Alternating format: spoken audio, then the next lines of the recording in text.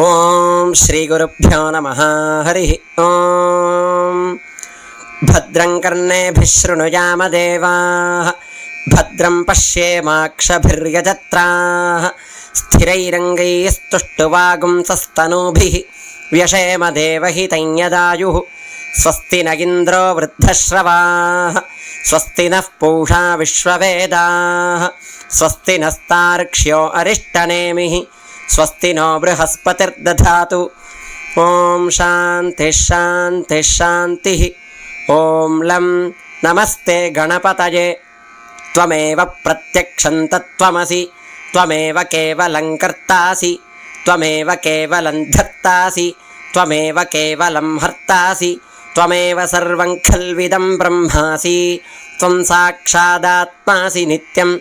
ఋతం వచ్మి సత్యం వచ్మి, అవత్వం మాం అవవక్తారం అవశ్రోతారం అవదాతారం అవధాతారం అవానూచానమవశిష్యం అవపశ్చాత్తాత్ అవపురస్తాత్ అవోత్తరాత్తాత్ అవదక్షిణాత్తాత్ అవచోర్ధ్వాత్తాత్ అవాధరాత్తాత్.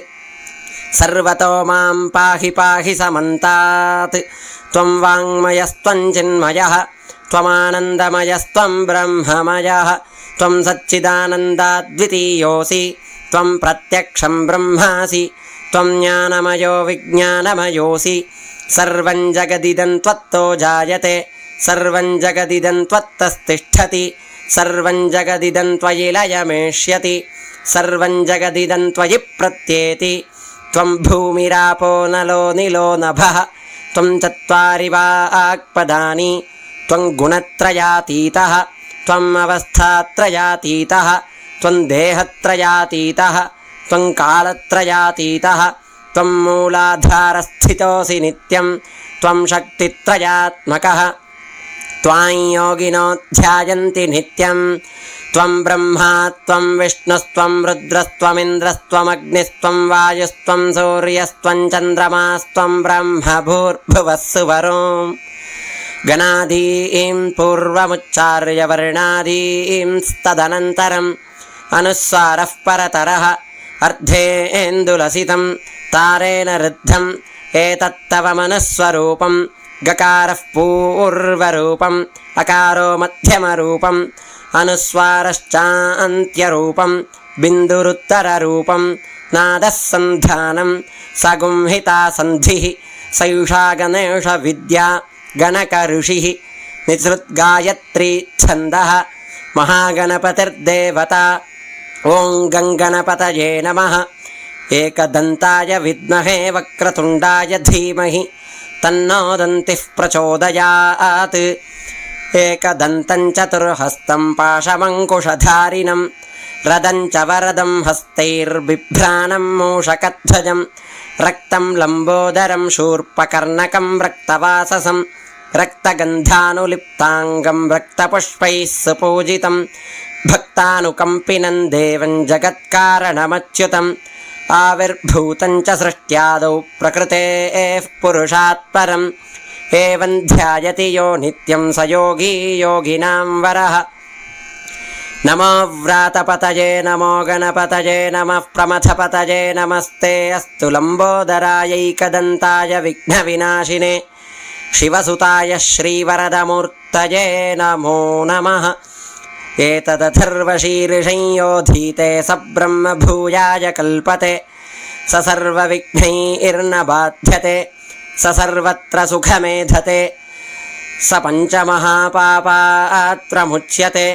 సాయమధీయానో దివసకృతం పాపం నాశయతి, ప్రాతరధీయానో రాత్రికృతం పాపం నాశయతి.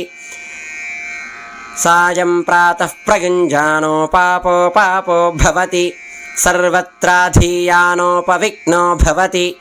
ధర్మార్థకామమోక్షం చ విందతి. ఇదమథర్వశీర్షమశిష్యాయ న దేయం యో యది మోహాద్ దాస్యతి స పాపీయాన్ భవతి. సహస్రావర్ధనాద్యం యం కామమధీతే తం తమనేన సాధయేత్. అనేన గణపతిమభిషించతి స వాగ్మీ భవతి. चतुर्थ्यामनश्नं जपति स विद्यावान् भवति इत्यथर्वणवाक्यं ब्रह्माद्यावरणं विद्यान्न बिभेति कदाचनेति यो दूर्वाङ्कुरैर्यजति स वैश्रवणोपमो भवति यो लाजैर्यजति स यशोवान् भवति स मेधावान् भवति यो मोदकसहस्रेण यजति स वाञ्छितफलमवाप्नोति यः साध्यसमिद्भिर्यजति स सर्वं लभते स सर्वं लभते अष्टौ ब्राह्मणान् सम्यग्राहयित्वा सूर्यवर्चस्वी भवति सूर्यग्रहे महानद्यां प्रतिमासन्निधौ वा जप्त्वा सिद्धमन्त्रो भवति महाविघ्नात् प्रमुच्यते महादोषात् प्रमुच्यते महाप्रत्यवायात् प्रमुच्यते स सर्वविद्भवति स सर्वविद्भवति य एवं वेद इत्युपनिषत् भद्रं कर्णेभिः शृणुयाम देवाः भद्रं पश्येमाक्षभिर्यजत्राः स्थिरैरङ्गैस्तुष्टुवागुंसस्तनूभिः व्यशेम देवहितं यदायुः स्वस्ति न इन्द्रो वृद्धश्रवाः स्वस्ति नः पूषा विश्ववेदाः स्वस्ति नस्तार्क्ष्यो अरिष्टनेमिः स्वस्ति नो बृहस्पतिर्दधातु ॐ शान्तिः शान्तिः शान्तिः हरिः ॐ